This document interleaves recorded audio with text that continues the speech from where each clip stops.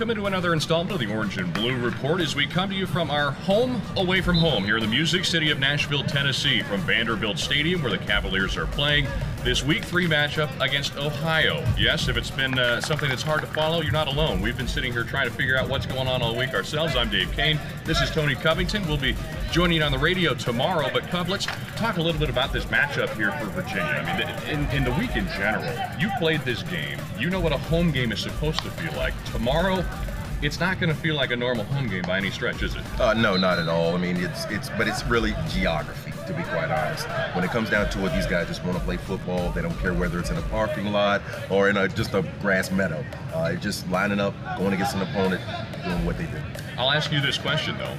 When you play in front of it'd be interesting to see what the crowd is like tomorrow, but if it is an empty-ish stadium, what kind of an impact can that have? I don't think it really matters. I mean, of course you want the crowd cheering for you. It would be great to have that home environment. But you know, it's the guys. It's the faith, family, friendship thing. I mean, so they just gonna roll with it, and it won't be a problem. Well, let's get to the nuts and bolts of this matchup. It is an Ohio team that comes into this contest having only played one game this season. That was in a much closer than expected win against Howard.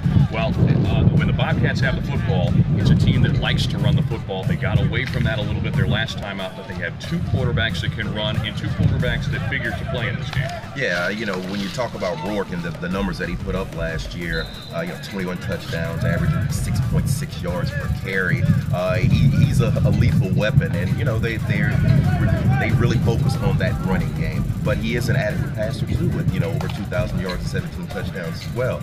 Then you bring in Maxwell, who came in against Howard and to replace an ineffective Rourke, and he lit it up for 2 touchdowns on the ground and 2 touchdowns in the air as well. So Virginia's going to have some work to do. Keep an eye on number 46 for the Ohio Bobcats, A.J. Olette, who is their senior running back. A week ago, Virginia had trouble stopping the run against Indiana, particularly between the tackles. That'll be something to watch and see what kind of adjustments they can make going into this game as well. Absolutely, and I think Coach Mendenhall really was focused on talking about gap control. You heard some of the guys talking about, man, I wasn't fitting where I was supposed to. I think Coach got that corrected this week, and they're looking forward to this task. All right, let's look ahead to the other side of the football now. This is intriguing because it's a Virginia offense that is still trying to define itself under Bryce Perkins, their first-year starting quarterback. This is 1 week after Kalen Newton for Howard put up almost 550 yards of offense by himself, throwing for over 400, running for over 100.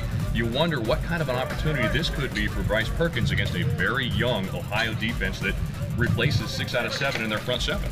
Well, I think we'll find out a lot about Bryce Perkins this weekend. I think the biggest thing is that Virginia has really morphed into a running team, and I don't think they should get away from what it is that they decided they were going to do. I said what you will see, or potential of seeing, is Bryce really putting in the air a little bit more, being a little bit more creative in how they the pass protections and the routes that should be run.